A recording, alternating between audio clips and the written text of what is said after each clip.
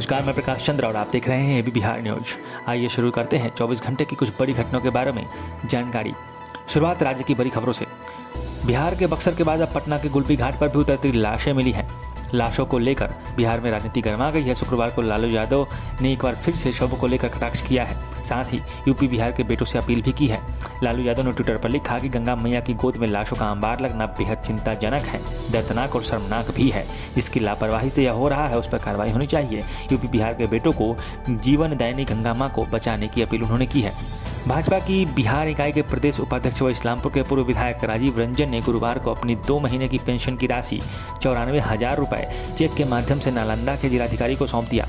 जनप्रतिनिधियों से राजीव रंजन ने अपील की है कि कोरोना से लड़ाई किसी देश, राज्य या विचारधारा के खिलाफ नहीं, बल्कि संपूर्ण मानवता के लिए है। लोक जनशक्ति पार्टी के राष्ट्रीय अध्यक्ष चिराग पासवान की तबीयत अचानक खराब हो गई है। उन्हें कोरोना की जांच के बाद खुद को दिल्ली स्थित अपने आवास पर होम आइसोलेट कर लिया है।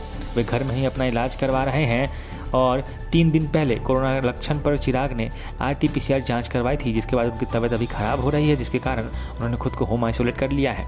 बिहार में गंगा नदी में शव मिलने का सिलसिला थमने का नाम नहीं ले रहा है। बिहार और उत्तर प्रदेश की सीमा पर स्थित बक्सर में गंगा नदी में दर्जनों शव मिलने के बाद अब पटना में भी शव मिलने लगे हैं। प्रशासन का दावा है कि बक्सर की तरफ से शव बहते हुए पटना तक पहुंच रहे हैं।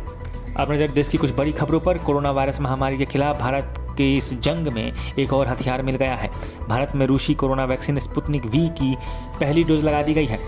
डॉक्टर रेड्डी लैब में कस्टम फार्मा सर्विसेज के ग्लोबल हेड दीपक सप्रा ने हैदराबाद में वैक्सीन की पहली डोज लगवाई। कंपनी की ओर से कहा गया कि रूस में आयात की गई इस कोरोना की वैक्सीन स्पुतनिक V की कीमत वर्तमान में खुदरा बाजार में अधिकतम 948 रुपये है, जिसमें प्रति डोज 5% GST भी शामिल होगा। प्रधानमंत्री किसान सम्मान निधि योजना के तहत किसानों को मिलने वाले वित्तीय लाभों की 8वीं किस्त जारी हो गई है। इसके साथ ही आज देश में 9.5 करोड़ से ज़्यादा लाभार्थी किसान परिवारों को 19,000 करोड़ रुपए से अधिक की राशि ट्रांसफर कर दी गई।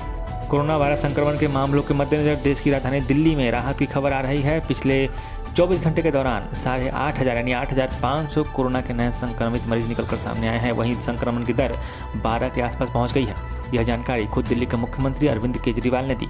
केंद्रीय रसायन और उर्वरक मंत्री सदानंद गौड़ा ने गुरुवार को कहा कि सरकार के निर्देश के मुताबिक वैक्सीन का उत्पादन नहीं होने पर सरकार को शामिल लोगों को फांसी लगा लेनी चाहिए। पत्रकारों से बात करते हुए गौड़ा बोले, अदालत ने अच्छे इरादे से कहा है कि देश में हर किसी का टीकाकरण होना चाहिए। मैं आपसे पूछना चाहता हूं कि कल यदि अदालत कहती है कि आपको टीका देना होगा और यदि इसका उत्पादन नहीं हो पाता है तो क्या हमें फांसी लगा लेनी चाहिए। अब नजर दुनिया की कुछ बड़ी खबरों पर। KP शर्मा ओली ने शुक्रवार को तीसरी बार नेपाल के प्रधानमंत्री के रूप में शपथ ली। ओली को बृहस्पतिवार को इस पद के लिए दोबारा नियुक्त किया गया, क्योंकि विपक्षी पार्टियां नई सरकार बनाने के लिए संसद में जरूरी बहुमत को हासिल करने में विफल रही थी। राष्ट्रपति विद्या देवी भंडारी ने 69 वर्षीय ओली को बृहस्पतिवार को फिर से प्रधानमंत्री नियुक्त कर दिया। इजरायल और फिलिस्तीन के बीच चल रहे तनाव को लेकर संयुक्त राष्ट्र सुरक्षा परिषद रविवार को एक ओपनिंग मीटिंग करेगा। संयुक्त राष्ट्र में चीन के अस्थायी प्रतिनिधि जोंग जून ने ट्वीट किया कि बैठक रविवार को सुबह 10 बजे होगी। ट्वीट में कहा गया है कि अधिकृत फिलिस्तीनी क्षेत्र में तनाव बढ़ने के कारण चीन काफ़ी चिंतित है। इसे लेकर UNSC को भी अब कार्रवाई करने की आवश्यकता है और कड़ा संदेश देना चाहिए। हमें खेद है कि शुक्रवार को बैठक को एक सदस्य द्वारा रोक दिया गया था।